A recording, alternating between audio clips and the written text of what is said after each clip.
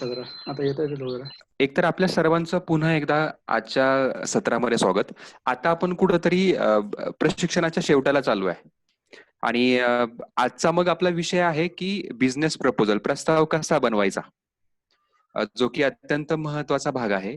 त्याचे महत्वाचे फायदे जर आपण बघायचं झालं तर आपल्याला या प्रकारे बघता येतील.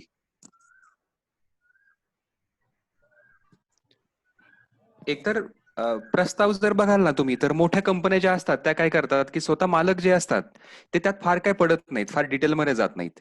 ते सीएला किंवा कन्सल्टंटला नेमतात आणि त्यांच्याकडनं त्यांचे बिझनेस प्लॅन बनवून घेत असतात आणि मग पुढे जे काही त्यांना बिझनेस लोन लागेल आणि बाकीच्या गोष्टी लागतील, गुंतवणूकदारांबरोबर काही चर्चा करायला लागेल, तर त्या सगळ्या कॅल्क्युलेशनचा तिथं ते वापर करत असतात.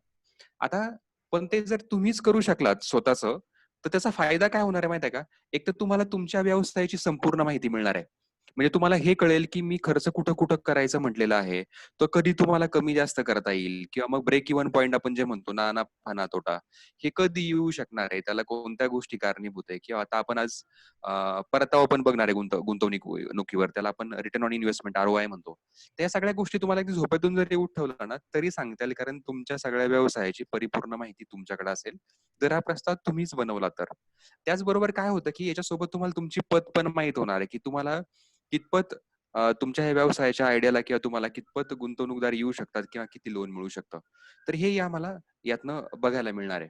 त्याचबरोबर हा जर प्रस्ताव जर तुम्ही चांगल्या प्रकारे तयार केला, याचा अजून काय फायदा आहे, तर आपल्या व्यवसायाची कल्पना आपल्याला गुंतवणूकदारासमोर किंवा बँकेसमोर प्रभावीपणे व मुद्देसूद मांडायला आपल्याला जमतं चांगल्या प्रकारे. कारण बोलायला खूप गोष्टी असतात. याच्यामध्ये मोजक्या गोष्टी तुम्ही मुद्देशीरपणे आणि प्रभावीपणे मांडू शकता. त्याचा व्यवस्थित एक फ्लो तुम्ही तयार केलेला असतो. याचा मग उपयोग काय होतो, तर गुंतवणूकदार असेल किंवा बँक असेल तर त्यांचा विश्वास मिळवण्यासाठी तुम्हाला याचा चांगल्या प्रकारे फायदा होत असतो. कारण त्यांनाही कळतं की नाही, यांना सगळं क्लिअर आहे, क्लॅरिटी आहे, यांना अनुभव आहे आणि यांनी चांगल्या प्रकारे प्रस्ताव तयार केलेला दिसतोय. आपल्याला भांडवल द्यायला किंवा गुंतवणूक करायला हरकत नाही. त्याचबरोबर व्यवसाय कशा प्रकारे चालेल आणि पैसे कसे मिळतील, परतफेड कशी होईल, याचा परफेक्ट अंदाज तुम्हाला याच्यामध्ये येऊ शकतो. त्यामुळं हा जो काही व्यवसायाचा प्रस्ताव आहे याच्यावरती काम करणं, तुम्ही स्वतः काम करणं फार महत्वाचं आहे, बाहेरच्याकडनं कोणाकडनं तयार करून घेण्यापेक्षा. नाहीतर काय 2-3 हजारामध्ये तुम्हाला कोणी तयारही करून देईल, पण त्याच्यावरती तुम्ही जास्त काम करावं असं आम्हाला प्रामुख्याने या ठिकाणी वाटतं. आता हा प्रस्ताव बनवताना मग कसली गरज लागणार आहे, तर तुम्ही बघाल की आपण आता 16 तारखेपासून हे सगळे सत्र घेतोय. त्याच्यामध्ये आपण स्क्रीनवर दाखवल्याप्रमाणे वेगवेगळे टॉपिक कव्हर केलेत. आपण वेगवेगळ्या गोष्टी तुकड्या तुकड्यांमध्ये पाहिल्यात. आता हा जो काही तुमचा बिझनेस प्लॅन बनवायचा आहे, प्रस्ताव बनवायचा आहे, याच्यामध्ये ह्या सगळ्या गोष्टी सिस्टमॅटिकली त्या त्या क्रमाने तुम्हाला मांडायच्यात. जे तुकड्यात तुकड्यात शिकले ते तुम्हाला एकत्र मांडायचं आहे. त्याच्यामध्ये मग उद्योजक कसा असा तो माइंडसेट तुमचा तयार झालेला आहे. त्याचबरोबर तुमची व्यवसायाची आयडिया जी आहे ती आपण व्हॅलिडेट केली आहे, प्रमाणीकरण त्याचं केलेलं आहे. त्याचबरोबर तुम्ही मार्केट सर्वे पण शिकलात, की मार्केट विभाजन किती वेगवेगळ्या प्रकारचं होऊ शकतं. तुमचा ग्राहक कसा शोधायचा, कुठं शोधायचा, कसा असला पाहिजे, किंवा मग तुम्हाला काय काय रिसोर्सेस लागतील ते तुम्ही त्याच्यामध्ये बघितलेलं आहे. आर्थिक नियोजनामध्ये पण तुम्ही बघितला की वेगवेगळ्या प्रकारच्या कॉस्टिंग कशा असतात, आपण किंमत कशी सेट करू शकतो किंवा ब्रेक इव्हन पॉईंट कसा येऊ शकतो. आणि आता अलीकडच्या मार्केटिंगच्या याच्यामध्ये आपण सत्रामध्ये पाहिलं की साधारणतः डिलिव्हरी चॅनल तुमचा कसा असणार आहे, प्रॉफिट मार्जिन कसे असू शकतात. त्याच्या पुढे जर जायचं म्हणलं तर मग आपण प्रमोशन पाहिलं, जाहिरात बघितली, जाहिरात कशा प्रकारे करता येते. आणि ह्याची सगळ्याची माहिती घेत असताना आपल्याला काही यशस्वी उद्योजक आपल्याला लाभले, म्हणजे प्रमोद पानसरे सर असतील, त्यांनी आपल्याला मार्गदर्शन केलेलं आहे. तर आतापर्यंत आपण ज्या सगळ्या गोष्टी जाणून घेतलेल्या आहेत त्या आपल्याला आता एका बिझनेस प्रपोजलच्या फॉर्मॅटमध्ये स्वतः आपण मांडायचे, त्याच्यावर काम करून. आता मग हा प्रस्ताव कसा बनवायचा, बिझनेस प्रपोजल कसं बनवायचं, याची आपल्याला अधिक माहिती सांगण्यासाठी आज आपल्यासोबत महेंद्र सावंत सर आहेत. ते उद्योजकता विकास कार्यक्रमाचं मुख्य करून विज्ञान आश्रमामध्ये काम बघतात. त्यांनी अनेक व्यवसायाच्या प्रपोजल्स वरती काम केलेलं आहे. तर मी महेंद्र सावंत सरांना विनंती करतो की तुम्ही एक उदाहरणासहित आम्हाला हा प्रस्ताव कसा करायचा कृपया आम्हाला सांगावं. Mahendra okay Sawant sir. Sir. Okay sir. नमस्कार. सर्वांचं स्वागत आजच्या सेशनमध्ये. आता सरांनी सांगितल्याप्रमाणे आज आपण बिझनेस प्रपोजल या विषयावरती चर्चा करणार आहोत. आता आपल्या समोर स्क्रीनवरती एक बिझनेस मॉडेल कॅनव्हास दाखवलेला आहे. आता या बिझनेस मॉडेल कॅनव्हास मध्ये काय होतं की आपल्या ही एक प्रकारची आपल्या व्यवसायाची एक समरी असते, म्हणजे सारांश असतो आणि त्याच्यामध्ये आपण एक महत्वाच्या गोष्टी ज्या आहेत त्या आपण ह्या बिझनेस मॉडेल कॅनव्हास मध्ये दाखवत असतो. आता सरांनी बिझनेस प्रपोजल बद्दल प्राथमिक माहिती आत्ताच आपल्याला सांगितलेली आहे की त्याची गरज काय आहे, म्हणजे आपण लोन अप्लाय करताना किंवा आपल्याला आपल्या बिझनेस प्रपोजल मध्ये काय असतं की सगळ्या गोष्टी आपण इन्क्लूड करत असतो की त्याच्यामुळे आपल्याला बिझनेसची पूर्ण कंडिशन आपल्याला माहिती असते. म्हणजे माझ्याकडे की पार्टनर्स, माझ्या बिझनेससाठी की पार्टनर्स कुठले आहेत, की ऍक्टिव्हिटीज कुठल्या आहेत, व्हॅल्यू प्रपोजिशन्स की ज्याच्यामध्ये आपण पाहतो की म्हणजे असे कुठल्या गुण किंवा क्वालिटी आपल्यामध्ये आहेत की जे आपल्या स्पर्धकांमध्ये नाही आहेत. म्हणजे आता या ठिकाणी आपण एक बिर्याणीचं एक्झाम्पल घेतलंय आजच्या proposal मध्ये. त्या बिर्याणी प्रपोजलच्या अनुषंगाने आपण या ठिकाणी चर्चा करत आहोत.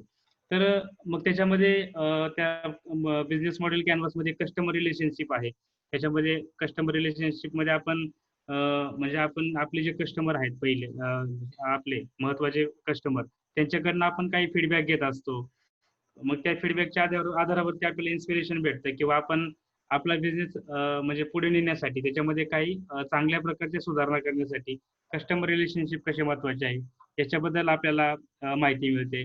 त्यानंतर पाठीमागील सत्रामध्ये आपण मार्केट सेगमेंट्स मध्ये पाहिलं की आपण वेगवेगळ्या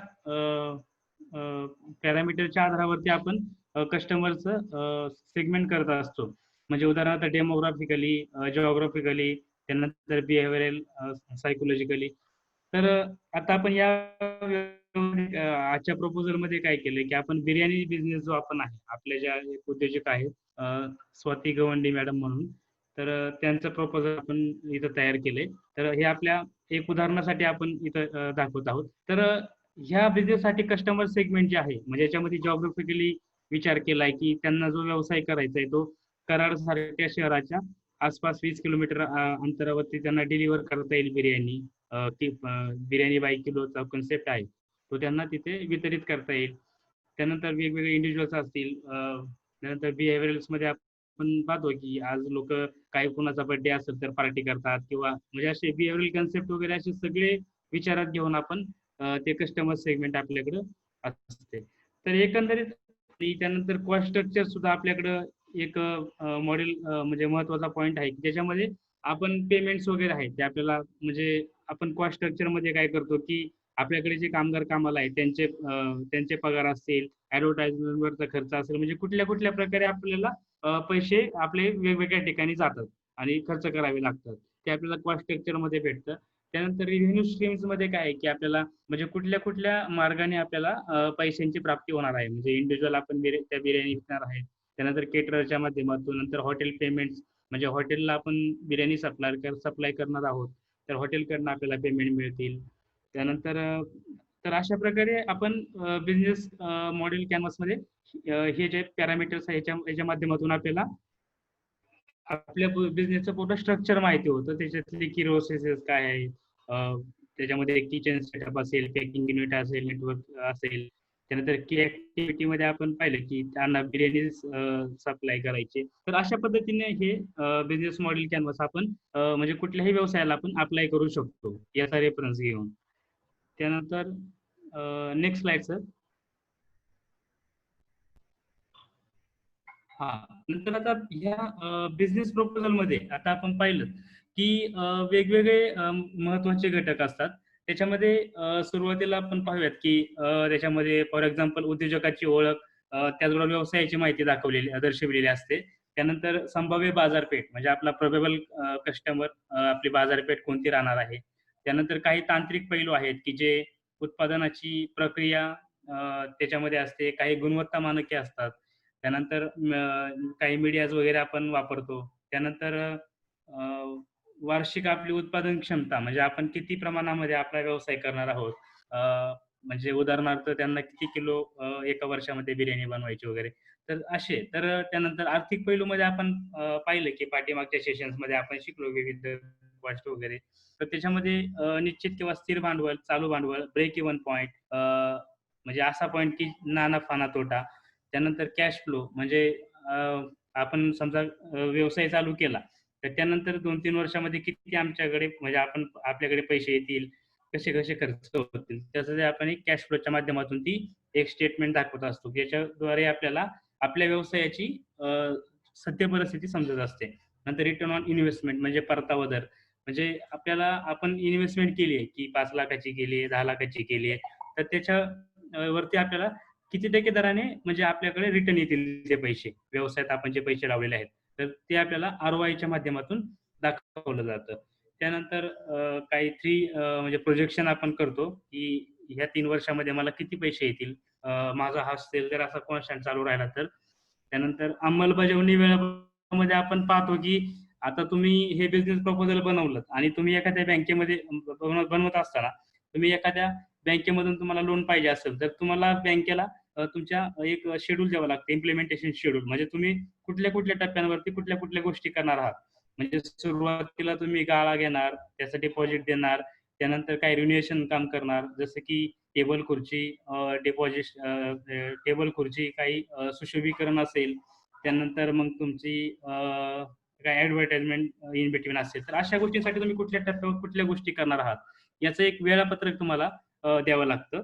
तर या सर्व पॉइंटचा आपल्याला बिझनेस प्रपोजलमध्ये उपयोग होत असतो. त्यानंतर उद्योजकाची ओळख. आता आपण मागे पाहिलं की या प्रपोजलमध्ये एक महत्त्वाच्या गोष्टी आहेत. तर उद्योजका म्हणून आपण सुरुवातीला सांगितल्याप्रमाणे आज आपण स्वाती अतुल गवंडी मॅडम जे आहेत आपल्या बॅचमध्ये, तर त्यांना बिर्याणी बाय किलो या कन्सेप्टवरती बिर्याणीचा व्यवसाय करायचा आहे. तर आता पाहिलं की आपण सुरुवातीला अगदी पहिल्या सेशनमध्ये आपल्याला सचिन पुणेकर सर आणि रणजित सरांनी सांगितल्याप्रमाणे म्हणजे आपण आपल्या व्यवसायाची सुरुवात ही कस्टमरची नीड पाहून किंवा सोसायटीची नीड पाहून आपण करत असतो. तर कुठल्याही व्यवसायामध्ये ही महत्त्वाची कन्सेप्ट असते की आपण ज्यावेळेस व्यवसाय निवडत असतो, त्यावेळेस गरज ग्राहकांची लक्षात घ्यायला पाहिजे.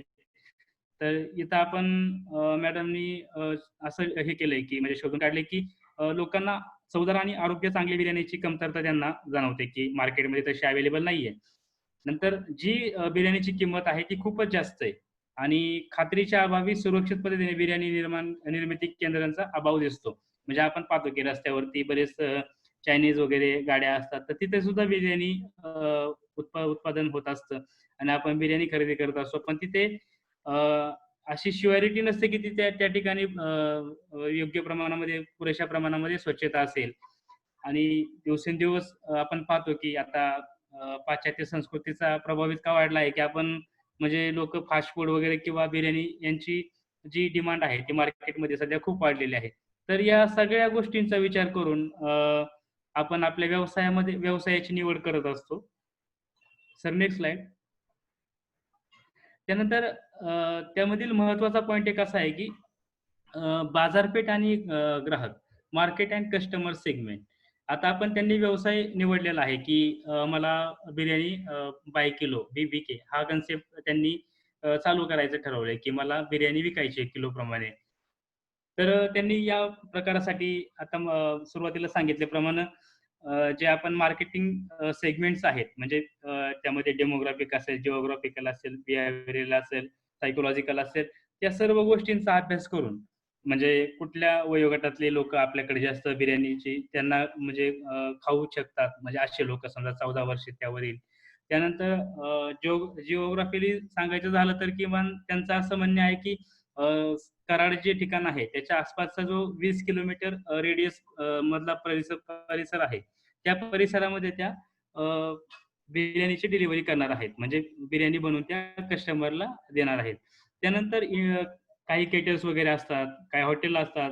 त्यानंतर बिहेवियरल बाबतीत सांगायचं झालं तर सवयींप्रमाणे आपण नाही का म्हणजे आता एखाद्याचा वाढदिवस असेल किंवा काही फंक्शन असेल तर पार्टी करतात. तर त्याही गोष्टी विचारात घेतलेल्या आहेत. त्यानंतर हायजीन अँड हेल्थ कॉन्शियस म्हणजे मगाशीच सांगितल्याप्रमाणे जे अन्नपदार्थ बनवताना, बिर्याणी बनवताना घेतली जाणारी काळजी आणि सुरक्षा म्हणजे आरोग्याच्या दृष्टीने हेही महत्त्वाचं आहे आणि कमीत कमी किमतीमध्ये चांगल्यात चांगल्या प्रतीचं बिर्याणी जी आहे ती आपल्याला डेव्हलप म्हणजे बनवायची आहे आणि ती विकायची आहे. Sir next slide.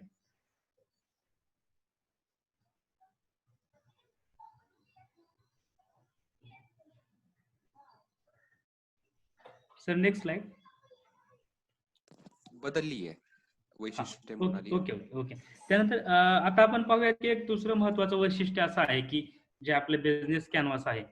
या कॅनव्हासच्या आधारावरती आपण कुठलाही व्यवसाय या कॅनव्हासमध्ये बसून त्याचा म्हणजे सखोल लेव्हलला आपण त्या गोष्टी मांडू शकतो आता व्हॅल्यू प्रपोजिशन एक असं महत्वाचं वैशिष्ट्य आहे की आता आपण पाहतो व्हॅल्यू प्रपोजिशन म्हणजे अशा गोष्टी की ज्या तुमच्या स्पर्धकांक नाहीये किंवा त्या स्पर्धकांमध्ये काहीतरी गोष्टींची कमतरता आहे आणि ती कमतरता तुम्ही तुमच्या व्यवसायामध्ये नाविन्यपूर्ण उपक्रम राबवून किंवा नाविन्यपूर्ण तंत्रज्ञान वापरून तुम्ही त्या कमतरता कमी करणार आहात आणि तुमचा प्रोडक्ट जो आहे प्रोडक्ट अँड सर्व्हिस जास्त इफिशियंट बनवणार आहात.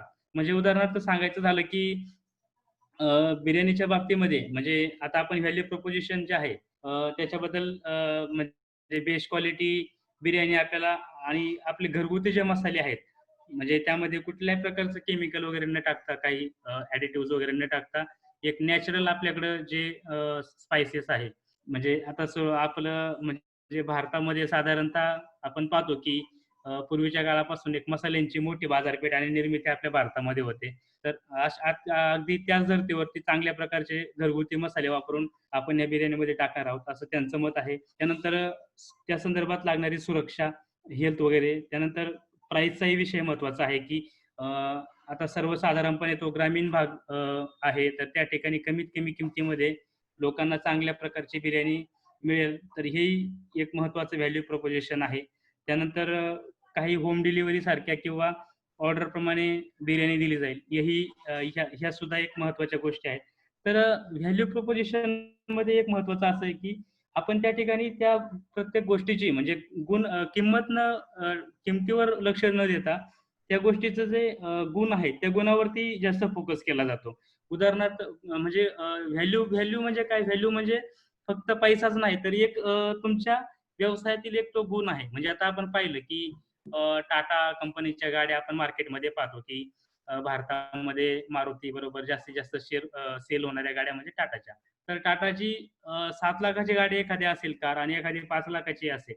पण एक कस्टमरच्या मनामध्ये, एक ग्राहकाच्या मनामध्ये एक विश्वासार्हता असते की गाडी टाटाची आहे. म्हणजे एक त्यांनी एक विश्वास संपादन केलेला आहे. म्हणजे अगदी त्यांनी कंपनी स्थापन केल्यापासून. तर तो त्यांचा गुण झाला. म्हणजे एक व्हॅल्यू प्रपोजिशन झालं की जे आता बाकीच्या नवीन कंपन्या येतात त्यांना त्यांच्याबरोबर कॉम्पिटिशन किंवा स्पर्धा करायला खूप जड जातं. कारण की टाटा कंपनीने म्हणजे भरपूर प्रमाणामध्ये लोकांचा विश्वास प्राप्त केलेला आहे. तर ही एक महत्वाची व्हॅल्यू प्रपोजिशन आहे. आणि स्पर्धकांची जी कमतरता आहे ती तुमचे बलस्थानी बनवायचा प्रयत्न तुम्ही करू शकता. म्हणजे आपण सेवा सेक्टरमध्ये पाहत असू तर एखादी कंपनी आहे तुमची कॉम्पिटिटर आणि ती सेवा जी आहे ती टाइमली प्रोव्हाइड करत नाही एखाद्या गोष्टीमध्ये. तर तुम्ही त्या ठिकाणी तुम्ही चांगल्या म्हणजे टाइम लिमिट फॉलो करून तुम्ही योग्य प्रकारची सर्व्हिस दिली तर ते तुमचं बलस्थान होऊ शकतं. तर अशा प्रकारचे विविध फॅक्टर जे आहेत ते आपण या व्हॅल्यू प्रपोजिशन मध्ये विचारात घेतो आणि त्याद्वारे आपण आपला व्यवसाय जो आहे तो पुढे नेतो. त्यानंतर व्यवसायामध्ये तांत्रिक पैलू. आता काही टेक्निकल पॅरामीटर जे असे असतात की त्याचा उपयोग आपण ते आपल्याला बिझनेस प्रपोजल मध्ये घ्यावं लागतं. उदाहरणार्थ तुमची उत्पादनाची प्रक्रिया काय आहे, त्यानंतर तुमची गुणवत्ता मानके काय आहेत, तुमचे चॅनल्स कुठले आहेत. म्हणजे उत्पादनाच्या प्रक्रियेमध्ये सांगायचं झालं तर तुम्ही प्रोडक्ट कसा तयार करणार आहात, त्याच्यामध्ये काय काय कंटेंट वगैरे वापरणार. म्हणजे कंटेंट म्हणजे तुम्ही थोडक्यात सांगायचं असतं की कशा प्रकारे तुम्ही बनवणार आहात, तुमचं स्वरूप कसं राहणार आहे उत्पादनाचं. त्यानंतर काही गुणवत्ता मानके जे आहेत म्हणजे food safety and standard authority of इंडियाने काही जे नियम गुणवत्ता मानके किंवा ISO स्टँडर्ड असतील, IS सिरीज स्टँडर्ड्स असतील ते तुम्ही कसे फॉलो करायचे असतात अन्नपदार्थ निर्मितीमध्ये. तर ते तुम्ही फॉलो करणार आहात का? कारण की तुम्ही FSSAI वगैरे ह्या ज्या गोष्टी फॉलो केल्यात तर नक्कीच तुम्हाला ग्राहकापर्यंत पण चांगला मेसेज जातो की तुम्ही ह्या सर्व बाबींना धरून तुमचा व्यवसाय करत आहात आणि तुमच्यामध्ये क्वालिटीपूर्ण तुमचं प्रोडक्ट किंवा सर्व्हिस आहे. तर याचाही प्रपोजल मध्ये आपण उल्लेख करायचा असतो. त्यानंतर जे चॅनल्स आहेत म्हणजे तुम्ही कुठल्या कुठल्या प्रकारे लोकांपर्यंत या व्यवसायाची माहिती देणार आहात. म्हणजे फॉर एक्झाम्पल काही लिफलेट्स असतील, काही गावांमध्ये होर्डिंग्स वगैरे लावलेले असतील, त्यानंतर सोशल मीडियाचा प्रभावी वापर असेल, फेसबुक, व्हॉट्सअप. त्यानंतर काही ऍप्लिकेशन्स आहेत, उदाहरणार्थ Zee Marathi home minister app असेल आणि त्याचबरोबर आता मार्केटमध्ये हे जे व्यावसायिक आहेत अन्नपदार्थामधले ते सुद्धा काही त्यांच्या लेवलवरती ऍप्लिकेशन बनवत असतात. म्हणजे आता आपण पाहिलं असेल की काही मेसवाले जे असतात ते त्यांनी एक ॲप इन्स्टॉल केलंय. तर त्या ॲपच्या माध्यमातून ते स्टुडंटच्या जेवणाच्या ऑर्डर वगैरे घेत असतात. तर अशा पद्धतीनं वेगवेगळे आपण मीडिया चॅनल्स वापरू शकतो. Sir next slide. त्यानंतर डिलिव्हरी व्यवस्था जी आहे, म्हणजे तुमचा प्रॉडक्ट तयार झाला, तर असा कुठले चॅनल तुम्ही वापरणार? तुम्ही तुमचा जो प्रॉडक्ट बनवलेला आहे, म्हणजे तुमची जी बिर्याणी बनवलेली आहे, ती तुम्ही कस्टमरला डिलिव्हर करणार आहात. आता या ठिकाणी आपण या प्रपोजलमध्ये असं पाहिलं आहे, की निर्मिती केंद्र म्हणजे आपला एक शॉप असेल असेल आपला. तिथं तिथनं बिर्याणी बनवून आपण आयदर हॉटेलला देऊ शकतो आणि हॉटेलमधून ग्राहक पर्चेस करू शकतो. म्हणजे आपले एक थोडक्यात आपण मेन मॅन्युफॅक्चरर झालो या ठिकाणी. त्यानंतर दुसरा असा ऑप्शन आहे, की निर्मिती केंद्रातून डायरेक्ट ग्राहकांना. म्हणजे काही पार्सल्स असतील किंवा तुमच्या शॉपवरती येऊन बिर्याणी घेणार असतील. तर अशा प्रकारचे वितरण व्यवस्था आपण या व्यवसायासाठी निश्चित केलेली आहे, की अशा-अशा प्रकारे मला व्यवसाय करायचा आहे. Sir next slide. त्यानंतर आर्थिक पैलू ह्याच्यामध्ये फायनान्शियल पॅरामीटर्स खूप महत्त्वाचे आपण विचारात घेत असतो. कारण की आपण आपल्या व्यवसायाची पूर्ण जो निकाल आहे, जो रिझल्ट आहे, तो आपण इन टर्म्स ऑफ मनी म्हणजे पैशांच्या स्वरूपामध्ये मोजतो. म्हणजे किती रुपये फायदा झाला आणि किती रुपये नुकसान झालं. तर यासाठी आपण आर्थिक घटक आहेत, त्यांचा आपण अभ्यास करत असतो. आता आपण आर्थिक घटकांमध्ये पाहिलं, आर्थिक पैलूंमध्ये, की कॅपिटल कॉस्ट वेगवेगळ्या प्रकारच्या कॉस्ट असतात. म्हणजे कॅपिटल कॉस्ट असेल, फिक्स कॉस्ट असेल, त्यानंतर ऑपरेशनल किंवा व्हेरिएबल कॉस्ट असेल. तर आता या ठिकाणी आपण या बिझनेससाठी कॅपिटल कॉस्ट म्हणजे बिर्याणीच्या संदर्भात बोलायचं झालं तर काही सिलेंडर कनेक्शन असेल, भांडी असतील, काही सुशोभीकरण, काही डिपॉझिट. तर ही वन टाईम इन्व्हेस्टमेंट असते. म्हणजे ही आपल्याला उद्योग सुरू करताना ह्या गोष्टींची गरज आहे. तर त्या पद्धतीने आपण त्यांचं नियोजन करत असतो. त्यानंतर फिक्स कॉस्ट पुढची कॉस्ट येते ती फिक्स कॉस्ट म्हणजे फिक्स खर्च. म्हणजे तुम्हाला महिन्याभरामध्ये तेवढा खर्च येणार आहे हे धरूनच चालायचं असतं. म्हणजे उदाहरणार्थ सांगायचं झालं तर तुमच्या शॉपचं भाडं समजा काय ₹3,000-4,000 भाडं असेल तर तुम्हाला ते पे करायला लागतं. तुमचा तो फिक्स कॉस्ट झाला. नंतर तुमच्याकडे जे कामगार आहेत, त्या कामगारांचे पगार तोही तुमचा फिक्स खर्चामध्ये येतो, फिक्स चार्जमध्ये. नंतर वीज बिल म्हणजे आपण जे ऊर्जा वापरतो मिक्सर चालवण्यासाठी, रेफ्रिजरेटर, लाइटिंग वगैरे याच्यासाठी काही तुम्हाला वीज बिल येतं. तेही आपला एक फिक्स कॉस्ट झाला. त्यानंतर ऑपरेशनल कॉस्ट म्हणजे ऑपरेशनल कॉस्टलाच आपण व्हेरिएबल कॉस्ट असंही म्हणतो. म्हणजे कमी जास्त होणारा खर्च. म्हणजे त्याच्यामध्ये आपण काय करतो, की आपल्या उद्योगासाठी जे लागणारं लायसन्स आहे किंवा ॲडव्हर्टाइजमेंट जाहिरात आहे. त्यानंतर कच्चा माल म्हणजे कच्चा माल आपल्याला आता बिर्याणीसाठी तांदूळ, चिकन तर ह्या ज्या गोष्टी लागतात, तर त्याचा पण आपण एक ताळेबंद म्हणजे महिन्याचा आपण त्याच्यामध्ये लिहित असतो, की महिन्याला आम्हाला एवढं मटेरियल लागेल. म्हणजे ज्या आपल्याला टार्गेट आपण सेट केलंय, म्हणजे आपण हे व्यवसायाच्या बाबतीत जे ध्येय ठरवलंय, ते सेट करण्यासाठी तर त्या हिशोबाने आपल्याला जो कच्चा माल आहे, रॉ मटेरियल आहे, त्याचा पण आपल्याला इथे उल्लेख करायला लागतो. नंतर मेंटेनन्स ॲक्टिव्हिटी असते. नंतर काही ट्रान्सपोर्ट वगैरे असेल, तर त्या गोष्टींचा त्या गोष्टी आपल्याला ऑपरेशनल कॉस्टमध्ये विचारात घ्याव्या लागतात. Sir next slide. नंतर आता आपण पाहिलं, की हे ऑपरेशनल म्हणजे फायनान्शियल पॅरामीटर्स पाहिले. तर त्यानंतर एक महत्त्वाचा पॉइंट असतो, की तुमच्या प्रॉडक्टची किंमत ठरवायची. म्हणजे तुम्ही जो पण प्रॉडक्ट किंवा सर्व्हिसेसचा बिझनेस करत आहात, त्याच्यामध्ये तुम्हाला किंमत ठरवायची आहे. म्हणजे आता आपण सर्वसाधारणपणे कुठलाही व्यवसाय करायचा झाला तर एक 4 पैसे मिळावेत म्हणून आपण व्यवसाय करत असतो. तर किंमत ठरवताना आपण पाहतो, की आपल्याला ज्या रॉ मटेरियल आपल्याकडे आहे. आता बिर्याणीच्या बाबतीत जर बोलायचं झालं, तर आपण चिकन, तांदूळ, मसाले, काही मटेरियल, मजुरी, त्यानंतर काही डिप्रिशिएशन वगैरे त्या वस्तूंचं, इक्विपमेंटचं, वाहतूक खर्च काही. तर अशा प्रकारे आपण धरलं तर आपल्याला ह्या सगळ्या गोष्टींचा जर आपण विचार केला, तर आपल्याला एकूण खर्च आहे ₹13.75 येत. आता ह्याच्यामध्ये आपण जी किंमत आहे सेल्सची 1140 आहे. म्हणजे आपण 6 प्लेट जर बिर्याणीच्या अ, अ, विकल्या ₹190 तर आपल्याला अ, 1140 रुपये भेटतात. आणि ह्या एकूण नफा जो आपला आहे, तो ह्याच्यामध्ये एकूण खर्च आपण पाहिला, की आता ₹913 ला आपल्याला बनवायला साधारणतः लागतात. म्हणजे 6 प्लेटसाठी ₹913.75 लागतात. आणि आपण 6 प्लेट जर ₹190 जर विकल्या तर आपल्याला त्यामधून जवळपास ₹226 नफा होतो. म्हणजे आपल्याकडे जो प्रॉफिट आहे तो आपल्याला एका प्लेट मागे 38 रुपयाचा भेटतो. तर हेच उदाहरण तुम्ही तुमचा जो प्रोडक्ट आहे त्या प्रोडक्टला तुम्ही अप्लाय करायचं असतं, की तुम्ही कशी किंमत ठरवणार असता. तर किंमत ठरविण्यामध्ये तुम्हाला बऱ्याचशा गोष्टींचा विचार करायला लागतो. म्हणजे उदाहरणार्थ तुमच्याकडची संसाधने असेल, तुमच्याकडची बाजारपेठमधून रॉ मटेरियलची उपलब्धता असेल, त्यानंतर काही स्पर्धक असतील तर स्पर्धकांचा सुद्धा थोडासा विचार करावा लागतो. तर असे बरेचसे पॅरामीटर आहेत, की ज्याच्याद्वारे तुम्ही किंमत ठरवत असता. Sir next slide.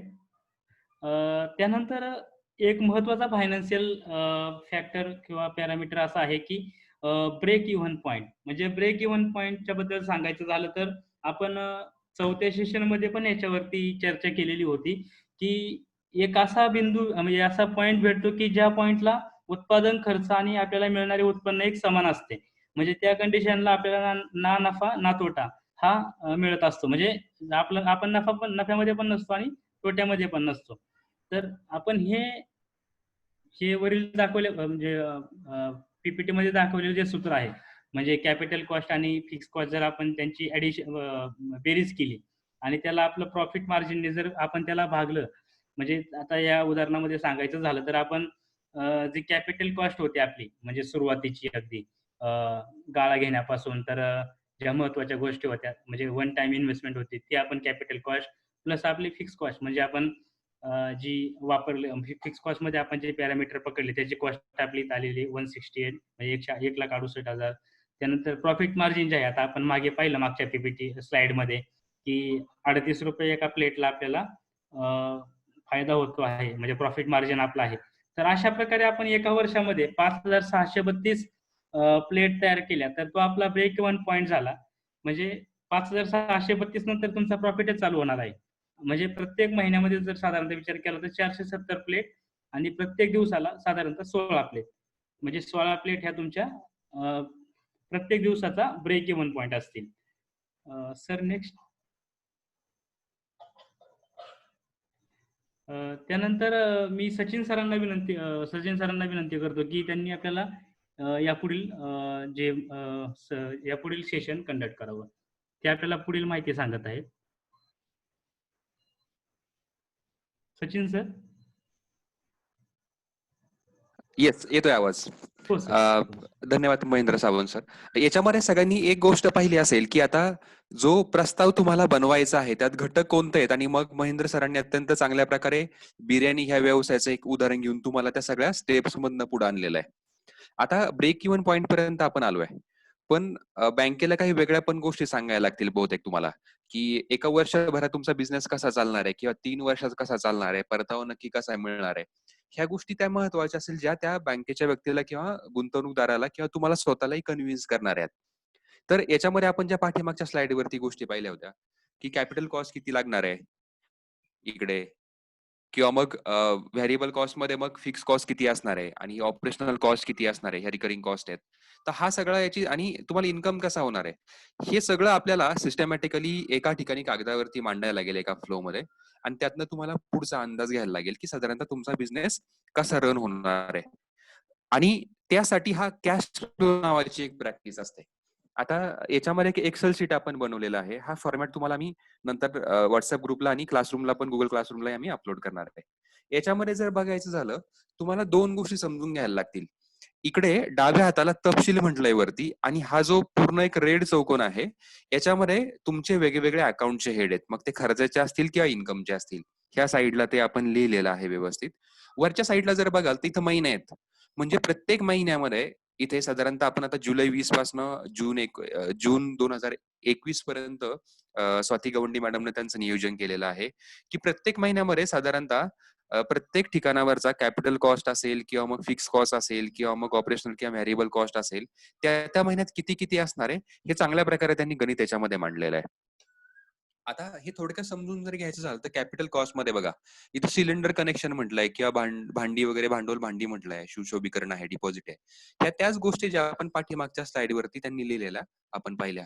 तर त्यांनी काय केलं ना, हे सगळं मग जुलै मध्ये महिन्यामध्ये त्यांना सेटअप करायचं म्हटलंय.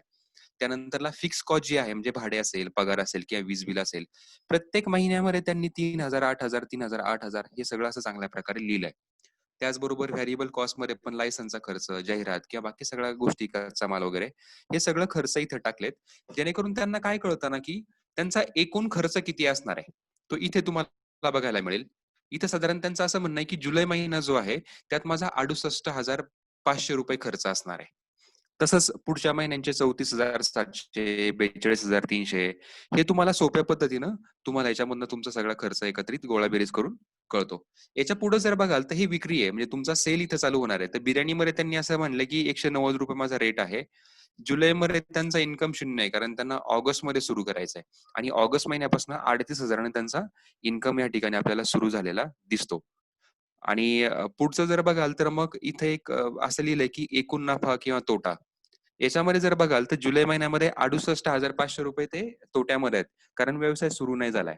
मग पुढच्या महिन्यामध्ये त्यांना असं कळालंय एकूण खर्च आणि एकूण विक्री ते जे काही पैसे मिळणार आहेत, त्यात त्यांना 3,300 रुपये ऑगस्टमध्ये फायदा होणार आहे. सप्टेंबरमध्ये परत ते लॉसमध्ये आहेत 4,303. पण त्यानंतर मग त्यांना ऑक्टोबरमध्ये 6,022 रुपये मिळणार आहेत आणि मग पुढे त्यांचा व्यवसाय चांगला चालू लागणार आहे. हे सगळं अशा प्रकारे त्यांनी एका शीटमध्ये मांडलंय. म्हणजे तुम्हाला दर महिन्याला खर्च किती येईल, विक्री किती होईल आणि तुम्हाला पैसे किती येतील, तुम्ही तोट्यात असणारे, फायद्यात असणारे, हे वर्षभरासाठी तुम्हाला कळू शकणार आहे. हे तुम्ही अशा प्रकारे करू शकता. याच्यामध्ये एक करू शकता तुम्ही, की मॅडमने जे केलंय सगळ्यात शेवटी जर बघाल नंबर ऑफ प्लेट्स म्हणलंय. म्हणजे त्या महिन्यामध्ये ते किती प्लेट विकणार आहेत. जसं आपण पाहिलं, की त्यांनी प्लेटवरती हिशोब केलेला आहे. किंमत सेट करताना आणि त्यानुसारच ब्रेक इव्हन पॉइंट काढलाय. त्या प्लेट तुम्ही खाली टाकू शकता. त्यानुसार मग कच्चा मालाचा खर्च किंवा मग विक्री ची किंमत जी तुम्हाला मिळणार आहे, ते तुम्ही फॉर्म्युलाने याच्यामध्ये सेट करू शकता.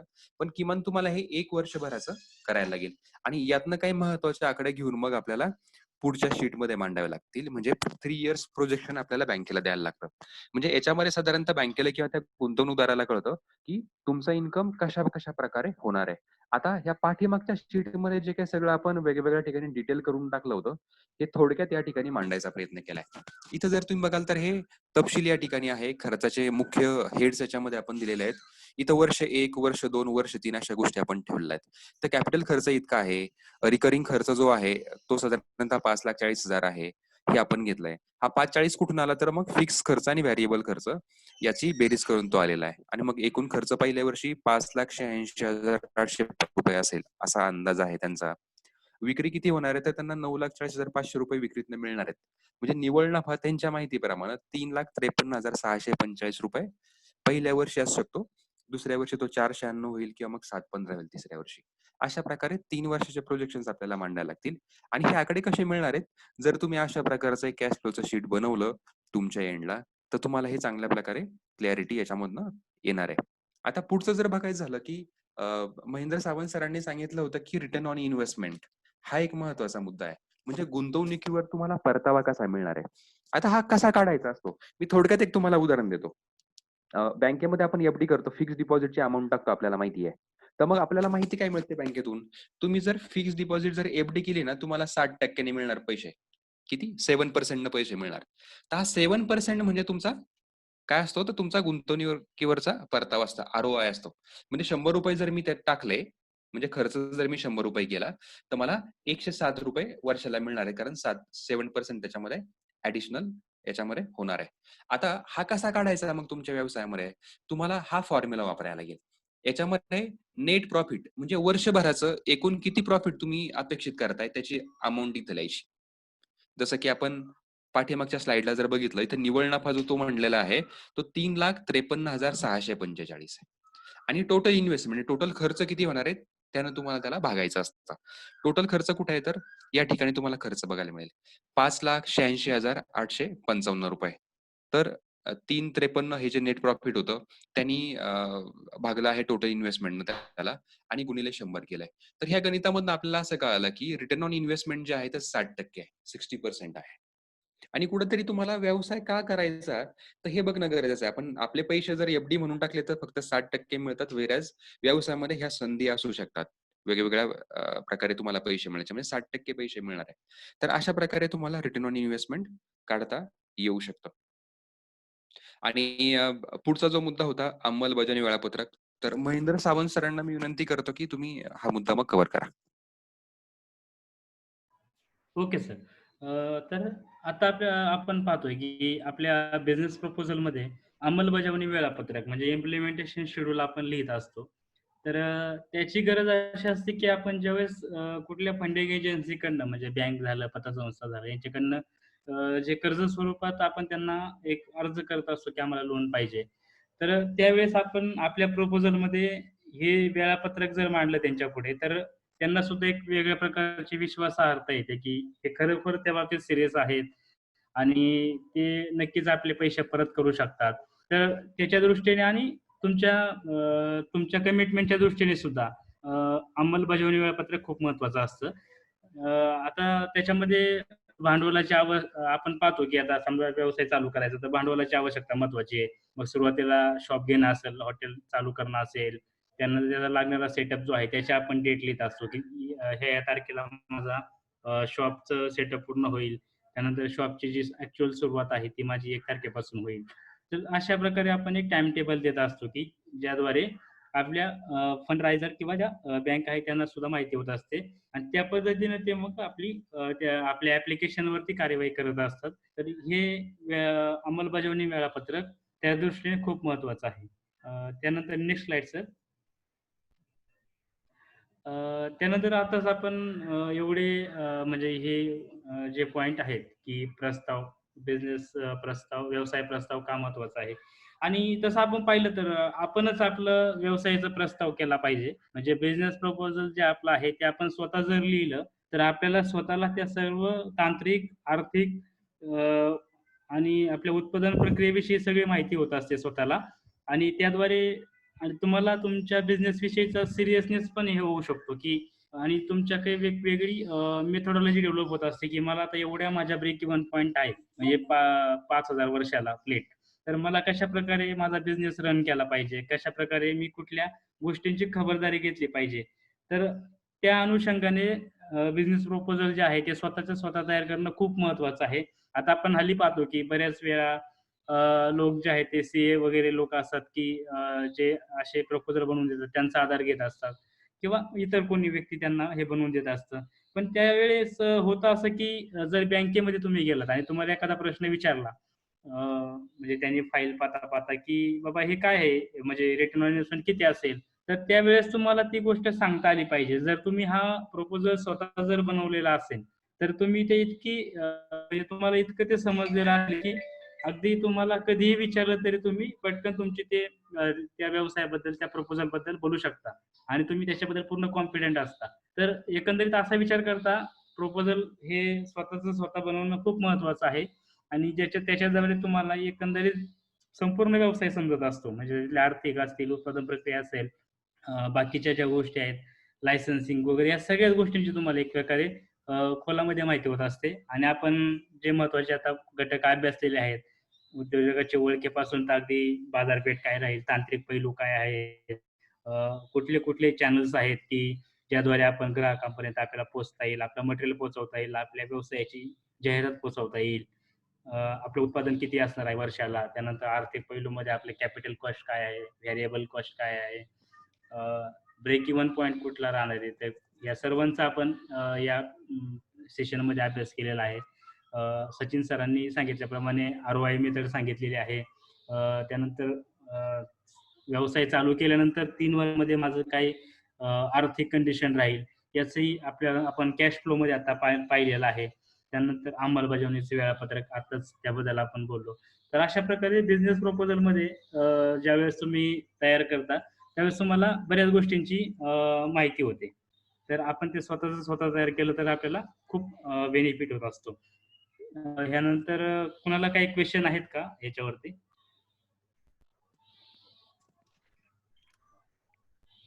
आपण आपला माईक अनम्यूट करून विचारू शकता.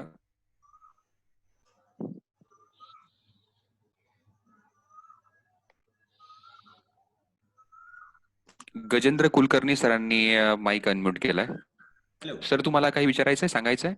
हा सर, मला हे म्हणायचं होतं, तुम्ही जो कॅश फ्लो आणि तो जो दाखवला ना, हो त्या ह्याच्यामध्ये घसाऱ्याचा कुठं उल्लेख आला नाही. आपण जे काही गोष्टी वापरतो हो त्याचा घसारा जे होईल ते कुठंच दिसलं नाही मला. हो, मी दाखवतो तुम्हाला. Cash आता इथे साधारणतः आपण होतो, बरोबर आहे, हो ह्या याच्यामध्ये.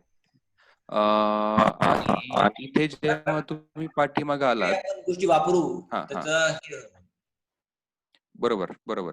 आता ही जी किंमत तुम्ही जी सेट केली आहे ना इथे, हा. 190 रुपये तुमची प्राइस झाली, बरोबर, हा, आणि तुमचा खर्च 152 रुपये आहे, आणि ते तुम्ही 38 रुपये तुम्ही हे म्हणता इकडे, प्रॉफिट. बरोबर. आता हा. तो तिथे तसा लिहिण्यात आला नसेल, पण याच्यामध्ये तुम्ही तो कन्सिडर केलेला असतो. म्हणजे कसं की जेव्हा तुम्ही 190 रुपये रेट लावता ना हा, तुमच्या प्लेटचा, तो हा. 190 कुठून आलाय ना, ह्या गणितातनं आला. इथं आपण 10% मजुरी पकडली, घसारा 5% पकडलेला आहे. अच्छा. हा, तर अशा प्रकारे म्हणजे ते इथं ऑलरेडी कन्सिडर झालेलं आहे.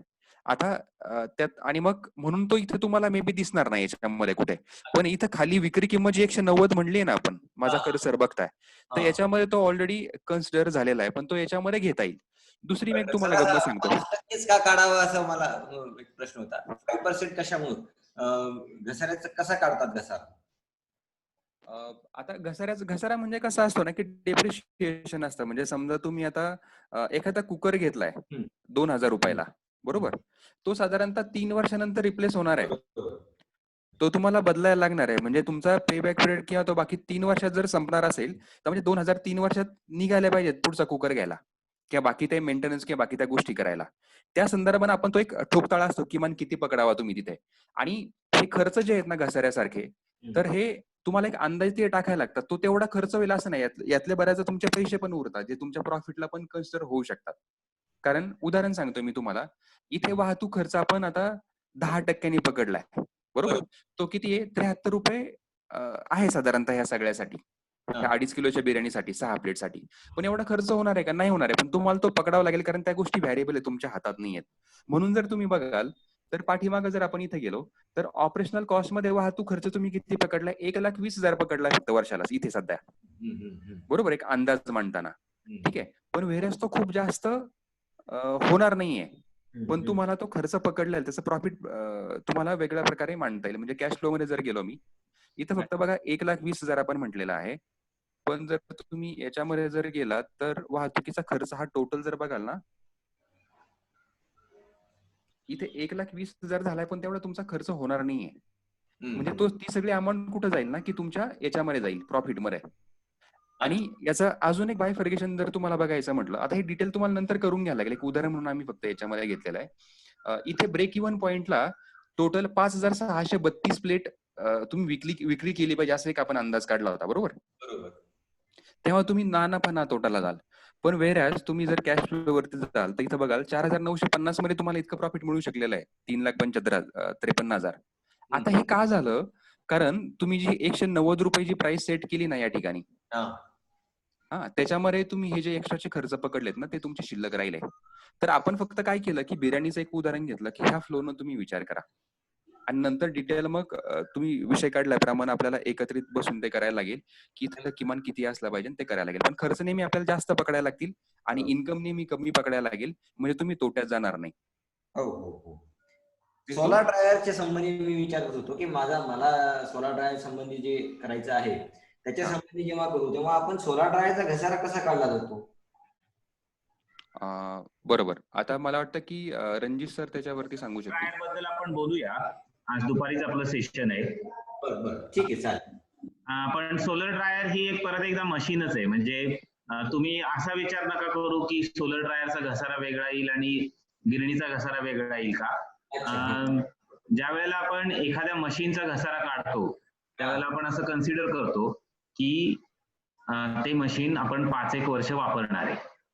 बरोबर. आता एखादं मशीन, आपल्याकडचे कामगार चांगले नाहीये किंवा आपल्याकडे व्होल्टेजचा प्रॉब्लेम आहे किंवा एखादं मशीन आपण सारखं फील्डवर घेऊन जातोय आणि ते 3च वर्ष टिकणार असेल, तर मगाशी जसं सती सर म्हटले की मी जर का 5 वर्ष वापरणार असू मशीन, तर 20% घसारा येईल.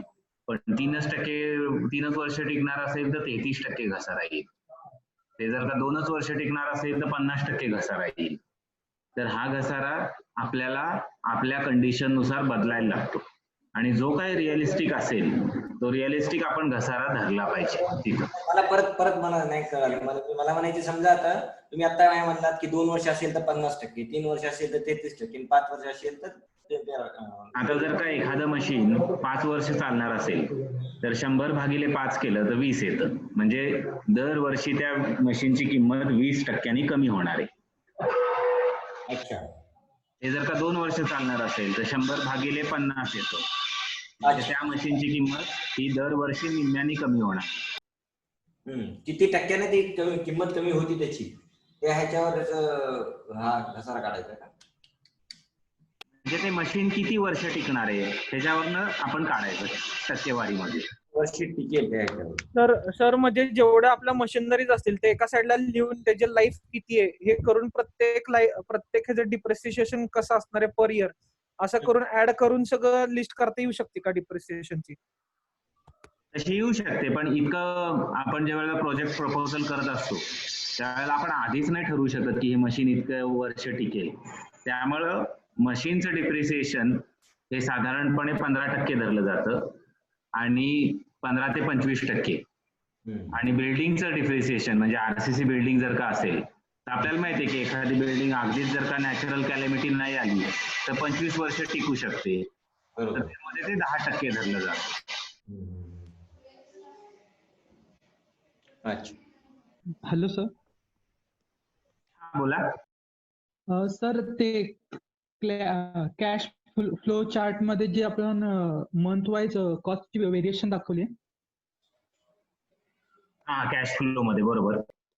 सर ते एकदा पुन्हा एक्सप्लेन करता का? म्हणजे ते व्हेरिएशन आपण अंदाजे मांडायचंय बँकेसमोर की कारण का पुढच्या मंथ मध्ये किती कसं आपला बिझनेस रन होणार आहे तो आपण आधी कसं ठरवू शकतो?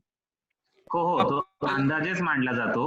म्हणजे आपण काय करतो थोडक्यात प्रोजेक्शन करतो की मी आज सुरुवात केली तर मी ह्या महिन्यामध्ये किती करू शकेन, पुढच्या महिन्यामध्ये किती करू शकेन, असं आपण प्रोजेक्शन करतो आणि ते मांडलेलं.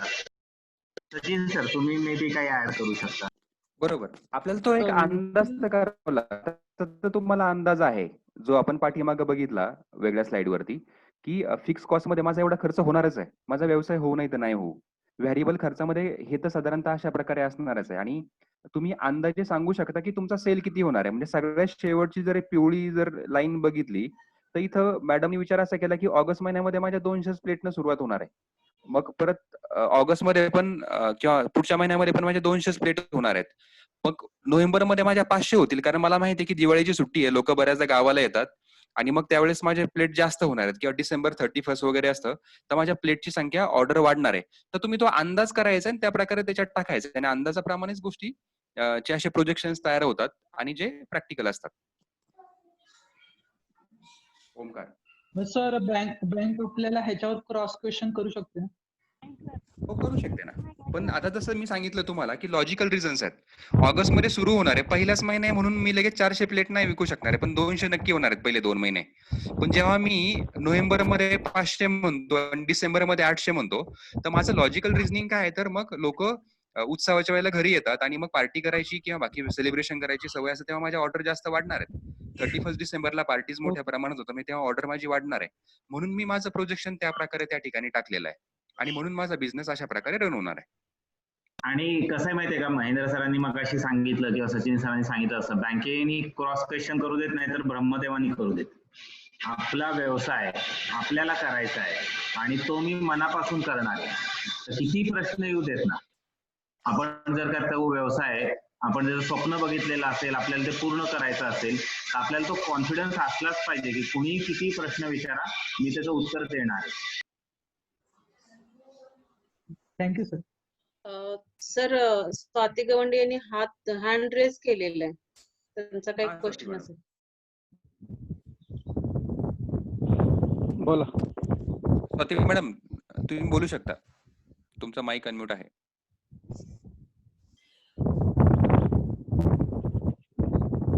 स्वाती गवंडे मॅडम आवाज येतोय? नाही, तो चुकून झाला असेल बहुतेक हातवरती. येस, अजून कोणाला काही प्रश्न?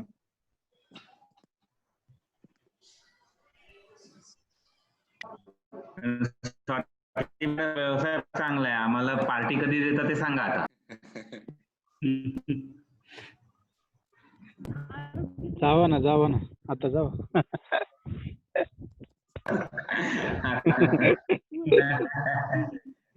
खर्च मी देतो ट्रॅव्हलिंगचा, तुम्ही जावा.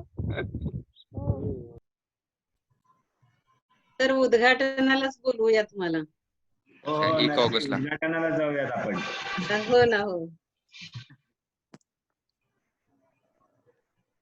चालेल. आता कोणाला काही मग प्रश्न आहेत? आपण हे एक्सेल शीट पाठवणारच आहोत सगळ्यांना, तर तुम्ही त्याद्वारे एडिट करू शकता तुमच्या बिझनेसच्या संदर्भात.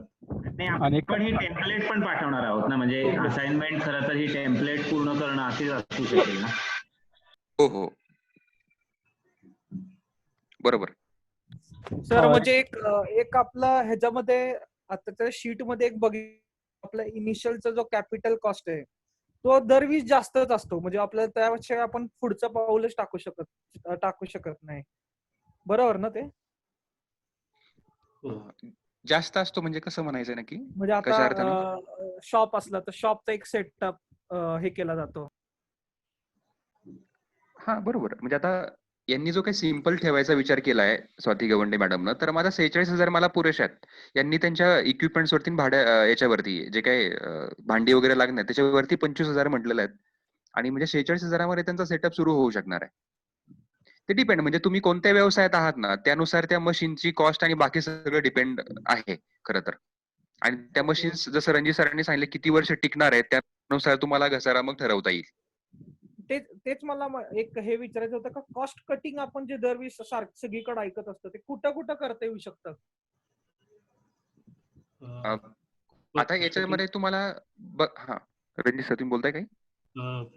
सांगा. म्हणजे कॉस्ट कटिंग बेसिकली असं आहे की तुमचा जो ग्राहक आहे आणि तुमचा जो प्रॉडक्ट आहे त्याचं जी व्हॅल्यू आहे ती व्हॅल्यू पोचली पाहिजे. व्हॅल्यू म्हणजे किंमत नाही, म्हणजे पैशातली किंमत नाही. मी समजा एखादा गोष्ट बनवली आणि त्याचं जर का मूल्यच ग्राहकापर्यंत पोहोचलं नाही आणि त्यातनं काहीतरी चुकीचं इम्प्रेशन झालं.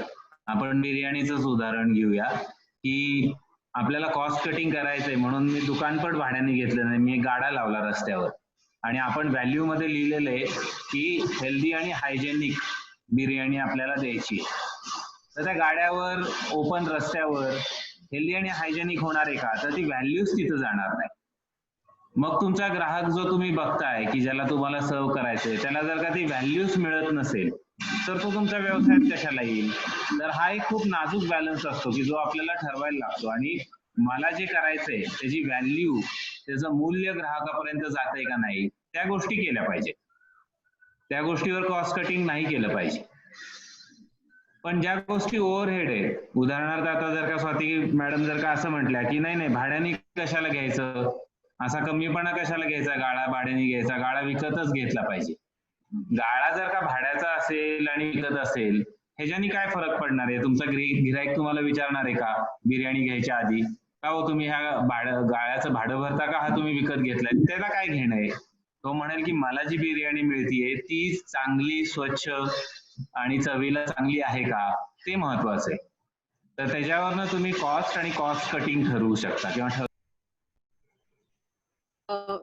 सर स्वाती गवंडेंचा आवाज तुमच्यापर्यंत येईल ना? त्यांनी फोनवरती प्रश्न विचारलाय की ह्याची सुरुवात म्हणजे बिर्याणीची जी जाहिरात करायची त्याची सुरुवात करण्यासाठी तुम्ही काही सल्ला देऊ शकाल का? जाहिरातीचं खरं तर कालच आपण सेशन मध्ये जसं बघितलं, पण आम्ही मदत करू शकतो. फक्त आपण म्हणजे फोनवर बोलून किंवा पर्सनली बोलून आपण ठरवू की ती कशी आपल्याला करता येईल. ओके, चालेल.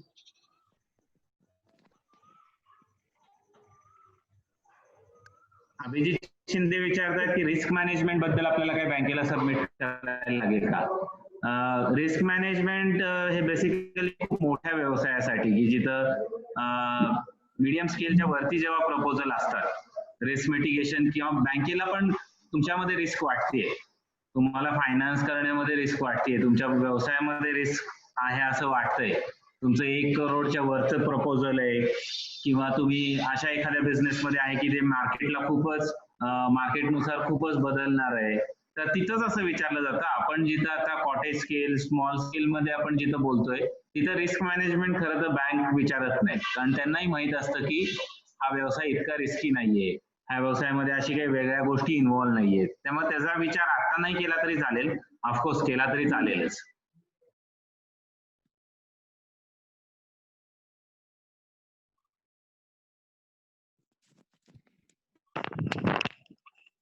हॅलो. हा वीरेंद्र बोला. हॅलो. सर मला एक विचारायचं आहे की म्हणजे बिर्याणीचंच उदाहरण घेऊ परत आपण, की समजा आपण शॉप भाड्याने घेतलंय, आपण हायजीन वगैरे सगळं बघतोय, पण जर का समजा सपोज आपल्या गाड्याच्या समोरच जर काही एक स्पर्धक असेल आणि जो रोडवरती म्हणजे त्याचा हे असेल स्टॉल, तर त्यांनी जर का आपल्या किमतीपेक्षा कमी किंमत दिली आणि साधारण ग्राहक जे आहेत ते जर का त्याच्याकडे जास्त हे झालेत, तर तिथं आपल्याला काही आपल्या व्यवसायावरती परिणाम होऊ शकतो का?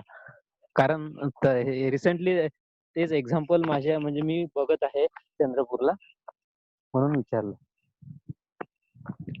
याच्यामध्ये कसं आहे आता बघा, की म्हणून आपण जेव्हा कस्टमर सेगमेंट वगैरे जेव्हा म्हणालो, तर त्यात आपण ठराविकच कस्टमर म्हणलेले आहे. आता बिर्याणी तर सगळेच खातील, बरोबर? पण आपण कसं म्हणतोय, की ज्यांना चांगलं हायजीन किंवा स्वच्छ आणि आरोग्यास नक्की चांगली असेल, अशा ठिकाणीच बिर्याणी खायची आहे. मग आता सिच्युएशन तशी आपल्याला बघायलाच मिळते ना, हॉटेल्समध्ये पण बिर्याणी असते आणि रस्त्यावरती पण असते. तर हॉटेलमध्ये बसणारे लोक थोडी वेगळी असतात, रस्त्यावर मे बी खाणारे थोडी वेगळी असतात. तर आपला कस्टमर तर आपल्याकडे येणारच, त्यानुसारच आपण प्रोजेक्शन ठरवतो पर प्लेट जे येत आहे. म्हणजे समजा 10,000 प्लेट जर त्या एरियामध्ये दिवसाला विकणार असेल, तर आपण 10,000 म्हणतच नाही, आपण 500 प्लेट म्हणतोय, आमच्याकडे 500 येणार आहेत. तो टार्गेट ऑडियन्स वाईज ते वेगळं वेगळं आहे. क्वालिटी मॅटर करेल. आणि तुमचा हा प्रश्न खूप महत्वाचा आहे खरं तर, प्रॅक्टिकल अनुभवावर आहे. आणि मी तर असं म्हणेन की स्वाती मॅडमला पण असाच अनुभव येईल कारण रणजित सर मी चंद्रपूरला राहतो आणि तिथं एक फेमस बिर्याणी आहे सर, सुलतान बिर्याणी. ओके. आणि ती चांगल्या शॉप म्हणजे त्यांचं चांगलं दुकान आहे सर, आणि 10-15 वर्ष झाले ते फेमस आहे सर. आणि आता रिसेंटली 1-1.5 वर्ष आले एका जणांनी त्याच्या बिलकुल ऑपोजिट रोड आहे मधात, आणि एका साईडला म्हणजे राईट साईडला सुलतान बिर्याणी आणि लेफ्ट साईडला त्यांनी गाडा टाकलाय त्याचा, तर त्यांनी अक्षरशः सुलतान बिर्याणीच्या व्यवसायावरती परिणाम केला. म्हणजे मी माझ्या डोळ्यांनी बघत आहे 2 वर्ष. होतं बरोबर. आणि आपल्याला व्यवसायामध्ये त्यासाठी तयार राहायला लागतं. म्हणजे आपण परत एकदा आपण असं व्यावसायिक म्हणून, एंटरप्रिनर म्हणून आपल्या डोक्यामध्ये अजिबात असं येऊन दिलं नाही पाहिजे की आता मी अमर झालो, आता मला कोणी हलवू शकत नाही. बरोबर.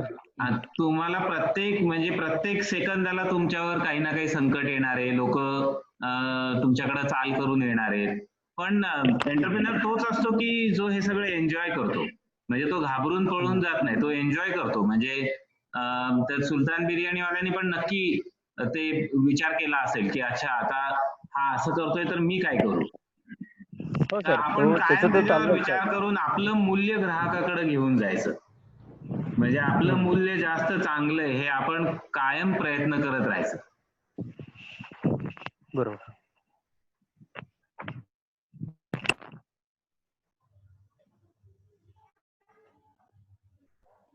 तसं तुम्ही सर एक उदाहरण दिलं पाठीमागं कॉफी डेचं आणि येवले चहाचं. हो बरोबर. अंकुश सरांचे मला वाटते 2-3 सेशन त्यांना घेऊ शकले नाहीत, पण काही हरकत नाही अंकुश सर, तुम्ही म्हणजे रेकॉर्डिंग पण बघा आणि त्याच्यानुसार जी काही अडचण येईल ती कधी कळवा. कारण काही सेशन हे नाही झाले, अटेंड करता नाही आले तरी काही फरक नाही पडणार त्याच्याने. तुम्हाला काही अडचण आली तरी आम्ही गाईड करू. Okay, thank you very much. Hello. हा बोला.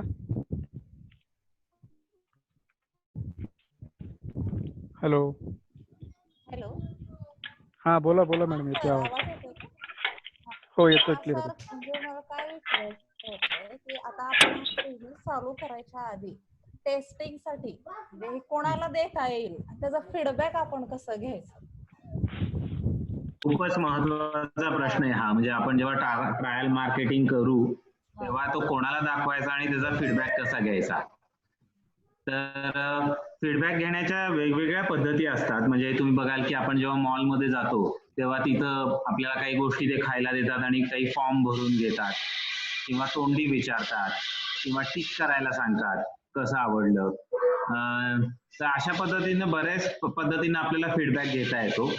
पण तो फीडबॅक हा म्हणजे आपण जेव्हा छोटा व्यवसाय करत असतो, आपण जेव्हा छोट्या प्रमाणात व्यवसाय करतो त्यावेळेला फीडबॅक हा आपण शक्यतो तरी पर्सनली घेतला पाहिजे. म्हणजे आपण त्यांना पर्सनली फोन केला पाहिजे, पर्सनली भेटलं पाहिजे.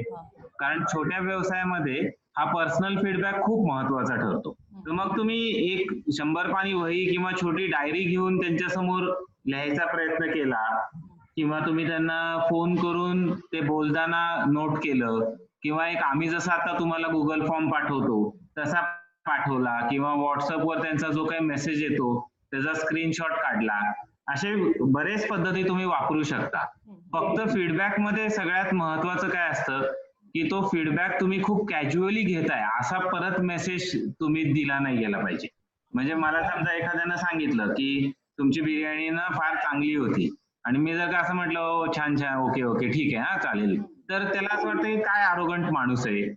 तर आपण त्याला सांगितलं पाहिजे की अरे तुझा फीडबॅक खूप महत्वाचा आहे, थांबा मी लगेच नोट डाऊन करून घेतो तुझं नाव आणि मोबाईल नंबर, कारण तुमचा फीडबॅक आम्हाला खूप महत्वाचा असतो बरं का.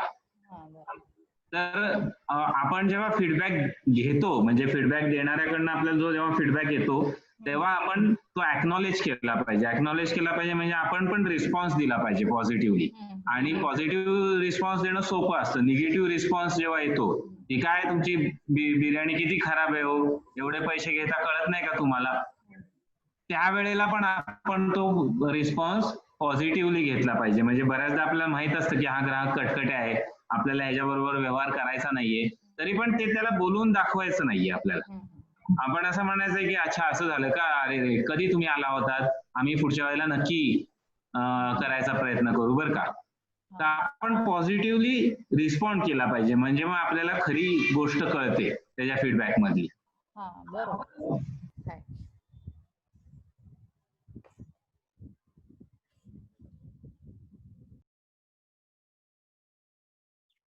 वीरेंद्र देशमुख सर, तुमचा हात वरती आहे. काही प्रश्न आहे की चुकून वरती राहिलाय?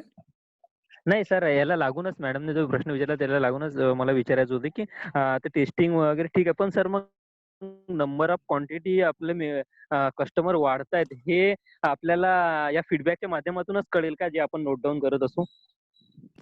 हो हो, म्हणजे खरं तर कस्टमर वाढतायत ह्याचं सगळ्यात चांगलं म्हणजे रिफ्लेक्शन असतं की तुमचा गल्ला वाढतोय, म्हणजे तुम्हाला पैसे जास्त मिळत आहेत, की जे खूप सॅटिस्फाईंग असतं. म्हणजे आपण केलेल्या कष्टाचे चीज आपल्याला मिळत असतं.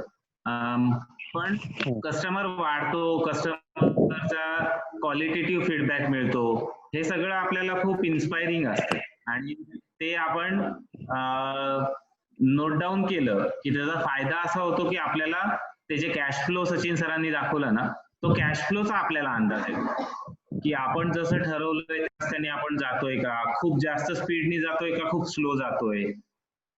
तर तो कॅश फ्लो साठी आपल्याला हे फीडबॅक आपल्याकडे येणं खूप गरजेचं असतं प्रत्येक व्यवसायामध्ये आणि फूड प्रोसेसिंग मध्ये तर खूपच गरजेचं असतं, कारण त्याच्यावरती रिॲक्शन खूप स्ट्रॉंग असतात लोकांच्या खायच्या गोष्टी असल्यामुळे.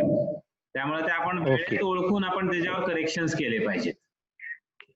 Okay sir, okay, thank you.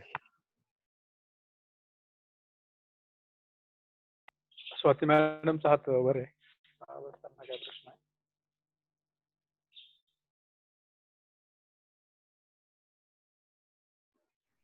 मला एक गोष्ट खूप चांगली अशी वाटते की तुम्ही असाइनमेंट करताय आणि तुम्ही काहीतरी गोष्टी ट्राय करताय म्हणून तुम्हाला प्रश्न पण पडतायत आणि त्या प्रश्नांची उत्तर तुम्हाला विचारता येत आहेत किंवा त्याच्यापर्यंत तुम्ही त्या पद्धतीने विचार करताय, हे खूप महत्वाचं आहे.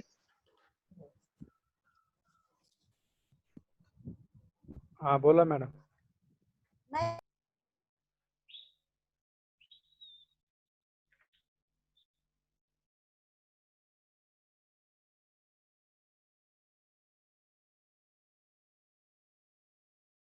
बहुतेक त्यांना काही सांगायचं नव्हतं.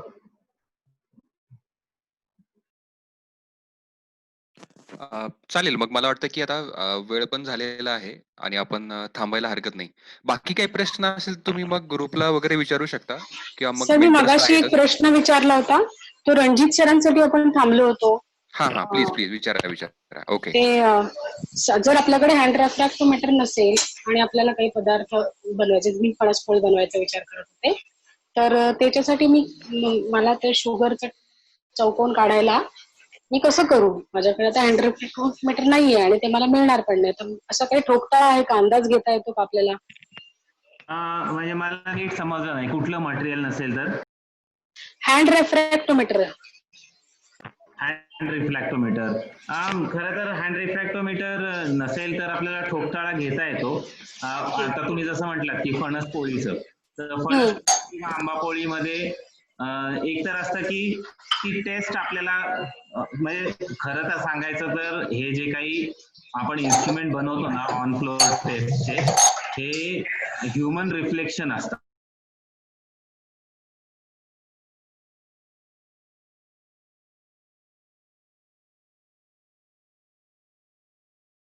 आवाज येत नाहीये मला. हा कोणालाच येत नाही होत.